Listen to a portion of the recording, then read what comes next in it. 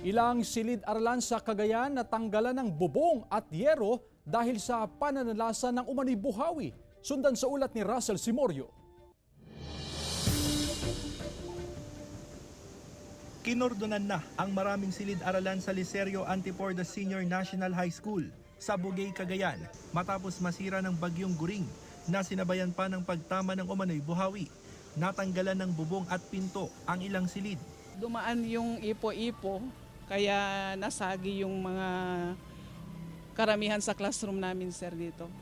Sa malakas, sir, yung ano. Isang classroom na ito sa matinding napinsala ng nangyaring ipo-ipo at pananalasa na rin ng bagyong Guring. Ang kanyang yero nilipad at nasira.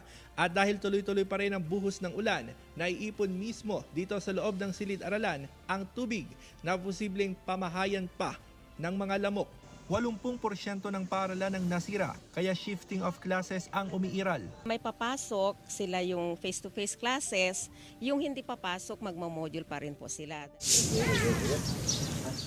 Sa Barangay Paddayan, nananatiling lubog sa baha ang maraming kabahayan. Tapos ang hirap pa ng buhay dito pag ganung panahon.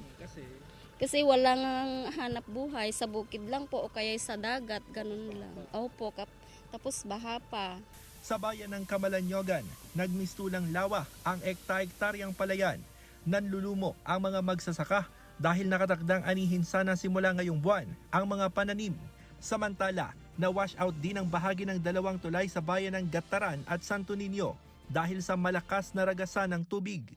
Kita sa amateur video na ito na malaking bahagi ng tulay ang gumuho sa Santo Niño, habang ang tulay na ito sa Gataran hindi madaanan ng malalaking sasakyan.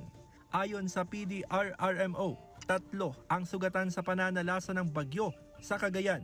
Na sugatan lang itong mga to, nadulas, na vehicular accident, na gaskasan, and then nahulugan ng puno. Mula sa Cagayan, kasama si Henry Domencil, Russell Simorio, One North Central Luzon.